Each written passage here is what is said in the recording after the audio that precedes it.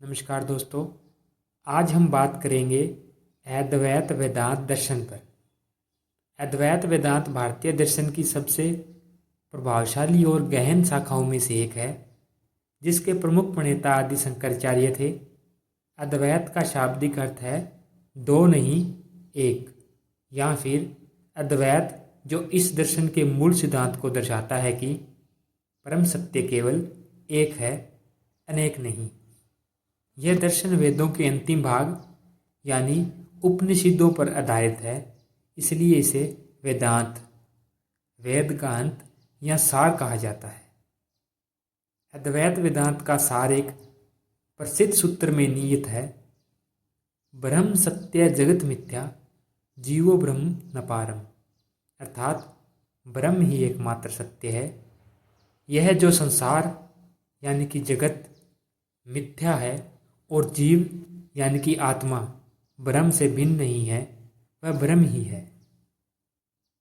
इस दर्शन के प्रमुख सिद्धांत इस प्रकार हैं। ब्रह्म एकमात्र परम सत्य है। अद्वैत वेदांत के अनुसार ब्रह्म ही एकमात्र और परम सत्य है। वह सच्चित आनंद स्वरूप हैं। सत्य यानी कि अस्तित्व।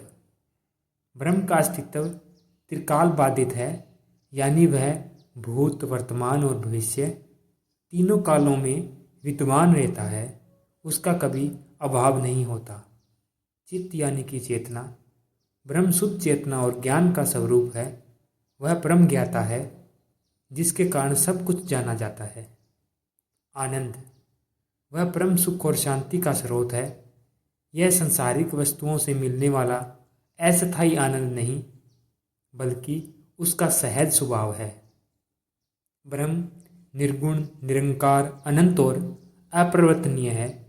उसे शब्दों या मन बुद्धि द्वारा पूरी तरह से वर्णित नहीं किया जा सकता, क्योंकि वह इन सबसे परे है।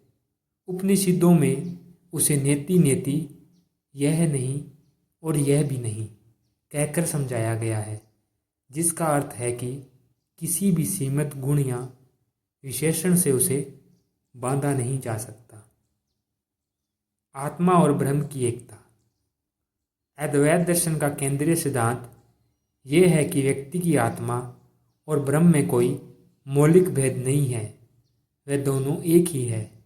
अज्ञान या अविद्या के कारण जीव स्वयं को शरीर, मन और बुद्धि तक सीमित मान लेता है और अपने वास्तविक ब्रह्म स्वरूप को भूल जाता है। प्रसिद्ध महाकाव्य जैसे अहम ब्रह्मास्मि में मैं ब्रह्म हूँ और तत्त्वमसि में तुम वही हो, इस एकता का उद्देश्य करते हैं। माया भ्रम की शक्ति। यदि ब्रह्म ही एकमात्र सत्य है, तो हमें यह विविध और अनेकता से भरा संसार क्यों दिखाई देता है? अद्वैत वेदांत इसका उत्तर माया की अवधारणा से देता है। माया ब्रह्म की एक अकल्पनीय शक्ति है, जो आवरण यानी कि ब्रह्म के वास्तविक स्वरूप को ढक लेती है। विक्षेप उसे ढके हुए आधार पर इस नाम रूप वाले जगत को आरोपित करती है। माया को अनिवर्तनीय कहा गया है, क्योंकि उसे सत्य यानी कि वास्तविक या फिर असत्य यानी कि अवास्तविक दोनों नहीं कहा जा सकता। यह वास्तविक नहीं है, क्योंकि ब्रह्म ज्ञान होने पर इसका नाश हो जाता है। यह वास्तविक भी नहीं है, क्योंकि जब तक अज्ञान रहता है, तब तक यह हमें प्रभावित करती है और यह संसार वास्तविक प्रतीत होता है। इसका सबसे अच्छा उदाहरण रस्सी में सांप का भ्रम है। अंधेरे में रस्सी का वास्तविक ज्ञान न होने के कारण उस पर सांप का भ्रम हो जाता है, जो डर पैदा करता है, लेकिन प्रकाश आने पर, ज्ञान होने पर यह भ्रम समाप्त हो जाता है। जगत एक व्यवहारिक सत्ता। अद्वैत वेदांत के अनुसार यह संसार यानी कि जगत परम सत्य के दृष्टिकोण से मिथ्या है। मिथ्या का अर्थ शून्य या अस्तित्वहीन नहीं है, बल्कि यह वैसा नहीं है जैसा दिखाई देता है, और इसका कोई स्वतंत्र अस्तित्व नहीं है। यह अपनी सत्ता के लिए भ्रम पर आश्रित है। शंकर ने सत्ता के 3 स्तरों को स्वीकार किया। पहला, परमात्मिक सत्ता, यह ब्रह्म की सत्ता है जो हमेशा एक समान रहती है। दूसरी, व्यवहारिक सत्ता, यह जागृत अवस्था का संसार है जिसे हम अपनी इंद्रियों से अनुभव करते हैं।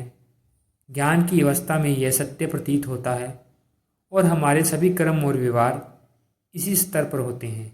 तीसरा, प्रतिभासिक सत्ता, यह सपने की दुनिया या भ्रम की वस्तुओं जैसे कि अंधेरे में रस्सी को सांप समझ लेना, जो केवल भ्रम के समय तक ही टिकती है।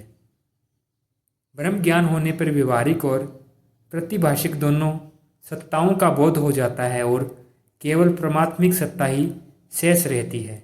मोक्ष यानी कि ज्ञान से मुक्ति। अद्वैत वेदांत में मोक्ष किसी नए लोक को प्राप्त करना या मृत्यु के बाद मिलने वाली कोई अवस्था नहीं है। मोक्ष का अर्थ है अविद्या या अज्ञान का नाश और यह बोध कि मैं ब्रह्म हूँ, अहम ब्रह्मास्मि। यह बंधन और मुक्ति का भेद भी अज्ञान के कारण ही है। वास्तव में आत्मा ना कभी बद्ध थी और ना ही उसे मुक्त होना है। वह तो नित्य शुद्ध बुद्ध मुक्त स्वभाव की है। यह मुक्ति केवल ज्ञान से ही संभव है। जब गुरु और शास्त्रों के उपदेश, तर्कपूर्ण चिंतन, मनन और निरंतर ध्यान के माध्यम से व्यक्ति को अपनी आत्मा और ब्रह्म की एकता का दृढ़ साक्षात्कार हो जाता है तो अज्ञान का पर्दा हट जाता है और वह अपने सहज मुक्त स्वरूप में स्थित हो जाता है। इसे जीवन मुक्ति भी कहते हैं, अर्थात शरीर में रहते हुए भी मुक्त हो जाना।